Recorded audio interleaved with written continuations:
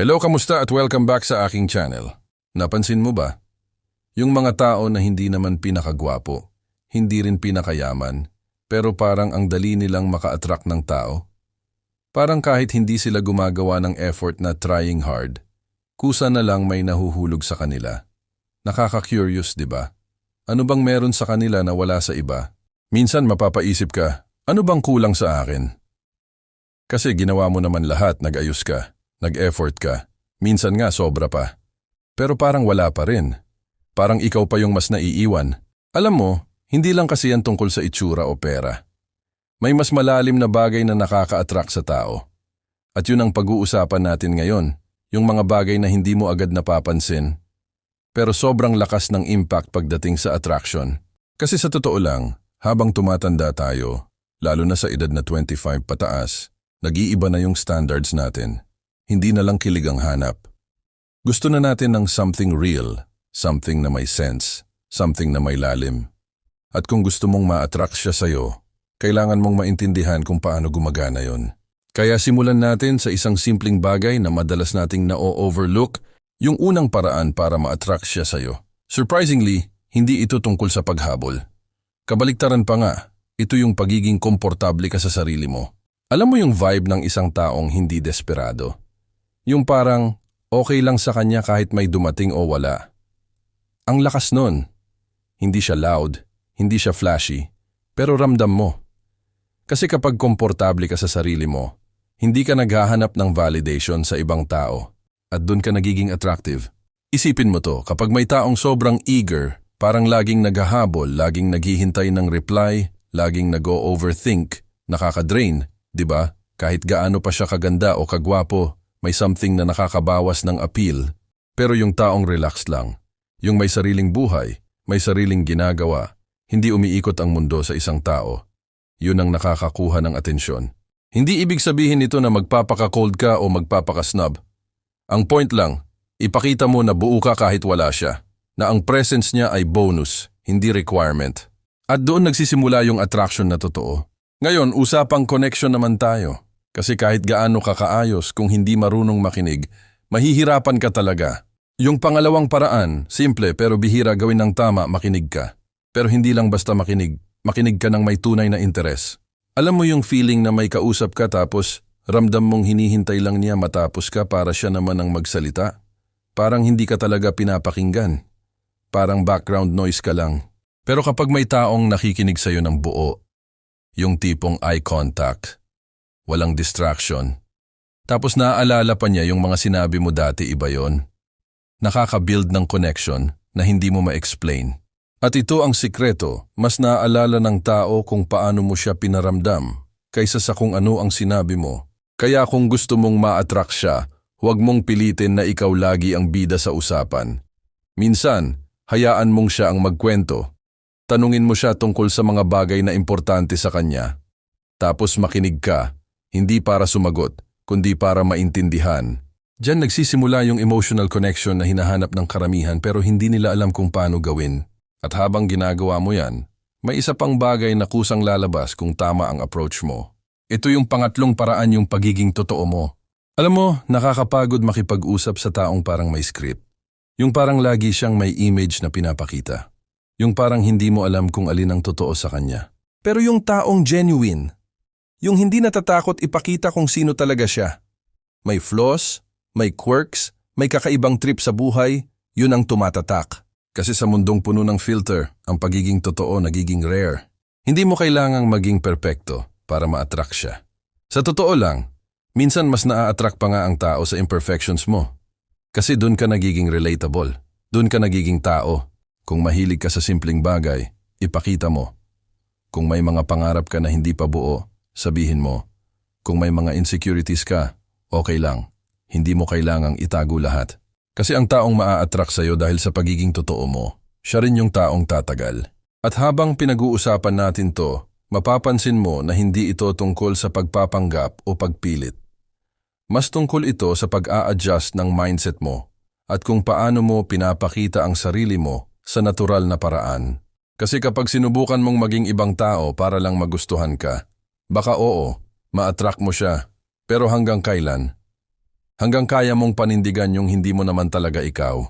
Mas okay na yung mabagal pero totoo, yung simple pero may lalim, yung hindi perfect pero genuine. At doon papasok yung susunod na mas interesting na bahagi kung paano mo naman ipapakita ang value mo ng hindi nagyayabang at paano ka magiging memorable sa paraan na hindi pilit. Kasi minsan, hindi sapat na mabait ka o totoo ka. May mga subtle na galaw at energy na kailangan mong maintindihan para mas lalo kang mapansin. At doon na nagsisimula yung mas malalim na laro ng attraction. Dito na nagiging mas interesting ang usapan. Kasi may mga tao na mabait naman, totoo naman, marunong makinig. Pero parang may kulang pa rin. Parang hindi sila tumatatak. Nakakausap mo sila ngayon, pero after ilang araw, parang nakalimutan mo na agad. Bakit ganun? Diyan papasok yung isang bagay na bihira pag-usapan pero sobrang lakas ng epekto, yung marunong kang magdala ng sarili mong value nang hindi mo kailangang ipagsigawan. Kasi ang ikaapat na paraan para ma-attract siya sa'yo, hindi ito tungkol sa pagyayabang. Hindi ito tungkol sa pagpapakita na, look at me, ang galing ko. Mas subtle ito. Mas tahimik, pero mas malalim. Ito yung may sarili kang mundo. Yung tipong may mga bagay kang ginagawa na hindi umiikot sa kanya. May passion ka, may mga pinagkakaabalahan ka, may mga plano ka sa buhay na kahit wala siya, tuloy pa rin. Kasi aminin natin, may mga tao na kapag nagustuhan na nila ang isang tao, parang dun na umiikot ang lahat. Lahat ng oras, lahat ng energy, doon na napupunta. At sa simula, parang sweet siya. Pero habang tumatagal, nagiging mabigat, nakaka-pressure. Pero yung taong may sariling mundo, nakaka-curious siya. Parang gusto mong malaman, ano kaya ginagawa niya kapag wala ako? Ano kaya mga hilig niya? At doon nagsisimula yung natural na attraction, yung hindi mo pinipilit, pero kusa niyang gustong lapitan. Hindi mo kailangang gawing komplikado. Pwedeng simple lang, may hobby ka, may work ka na pinapahalagahan mo, may routine ka na mahalaga sa'yo. Ang point, hindi ka nawawala sa sarili mo kahit may dumating na tao sa buhay mo. At habang pinapakita mo yan, may isa pang bagay na kusang sumusunod. Yung ikalimang paraan, consistency. Alam mo, maraming tao ang magaling sa simula. Sweet sa umpisa, effort sa umpisa, ang daming sinasabi sa umpisa. Pero habang tumatagal, nawawala. At doon nasisira ang atraksyon. Kasi hindi sapat na magaling ka sa first impression. Mas importante kung paano mo pinapanindigan yung pinakita mo. Kung mabait ka ngayon, maging mabait ka pa rin bukas. Kung nag-effort ka ngayon, ipagpatuloy mo. Hindi mo kailangang maging perpekto, pero maging totoo ka sa actions mo. Kasi ang consistency, yan ang nagbibigay ng security. At lalo na sa edad natin, hindi na tayo naghahanap ng paasa. Hindi na tayo natutuwa sa paiba-iba. Gusto natin yung alam natin kung saan tayo lulugar. Gusto natin yung taong hindi kailangang hulaan. Kaya kung gusto mong ma-attract siya, huwag mong isipin na kailangan mong magpakitang gilas lagi.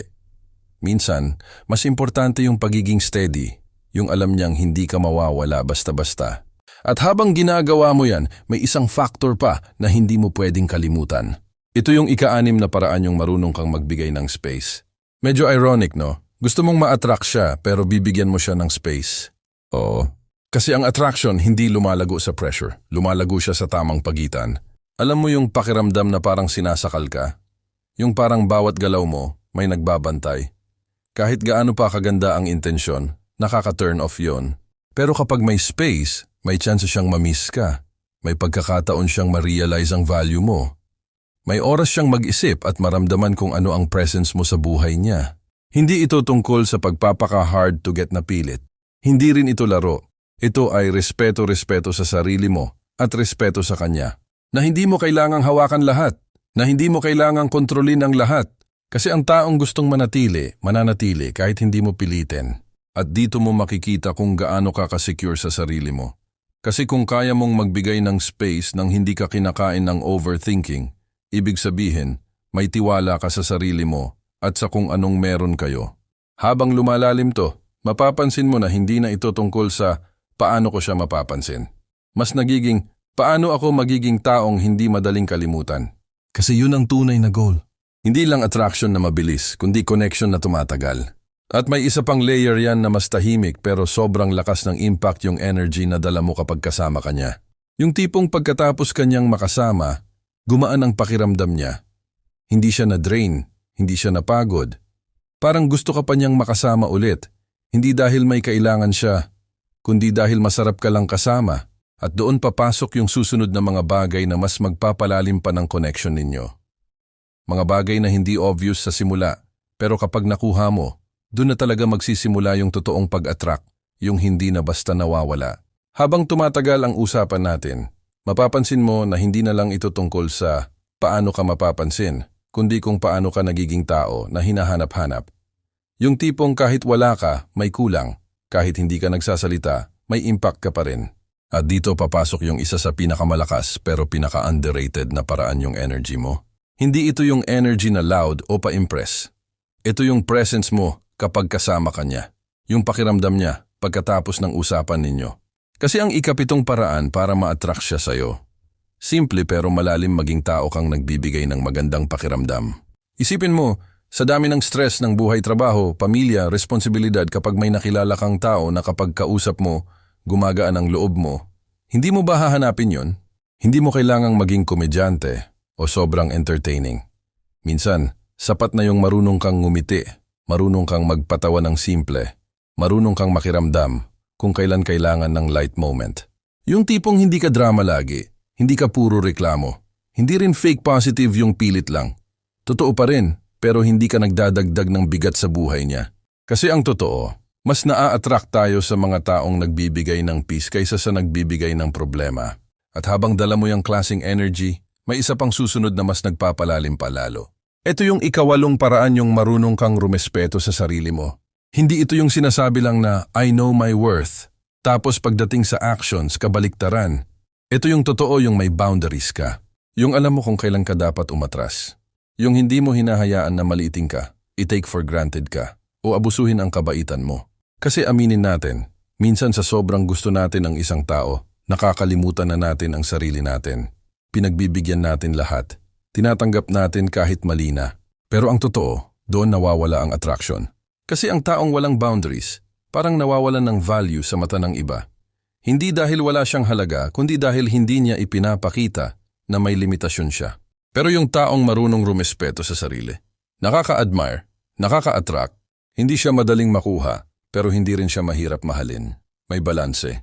At doon mo makikita na hindi lang siya naghahanap ng pagmamahal, pinapahalagahan din niya ang sarili niya. At habang pinapakita mo yan, may isa pang mahalagang bagay na hindi mo pwedeng kalimutan. Ito yung ikasiyam na paraan yung marunong kang mag-grow. Alam mo yung taong pareho pa rin mag-isip kahit ilang taon na ang lumipas? Yung walang pagbabago, walang improvement, parang stagnant? Sa simula okay lang. Pero habang tumatagal nawawala ang excitement. Pero yung taong patuloy na nag-e-evolve, yung may bagong natututunan, may bagong perspective, may drive na maging better version ng sarili niya, nakaka-inspire yon. Hindi mo kailangang maging perfect, hindi mo kailangang maging sobrang successful agad. Ang importante, may direction ka, may willingness ka na mag-improve.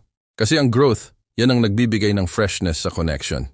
Yan ang dahilan kung bakit hindi nagiging boring ang relasyon. At higit sa lahat, pinapakita mo na hindi ka lang para sa ngayon kundi para sa future din. Ngayon, dumako tayo sa huling bahagi na magbubuo sa lahat. Ito yung ikasampung paraan yung marunong kang maging totoo sa intensyon mo. Hindi mo kailangang maglaro. Hindi mo kailangang magpanggap na wala kang pakialam kung meron naman talaga. Hindi mo kailangang maging confusing para lang maging interesting.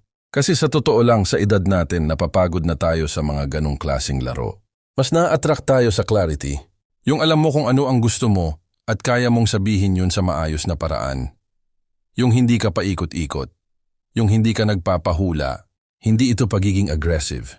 Hindi rin ito pagiging desperate. Ito ay pagiging honest. At kapag honest ka sa intention mo, kahit anong maging outcome, panalo ka pa rin kasi hindi mo tinraidor ang sarili mo. Habang pinagsasama-sama mo lahat ng to, yung pagiging komportable sa sarili, marunong makinig, pagiging genuine, may sariling mundo, consistent, marunong magbigay ng space, may magandang energy, may respeto sa sarili, patuloy na nag-grow, at malinaw ang intensyon, mapapansin mo na hindi mo na kailangang habulin ang tao.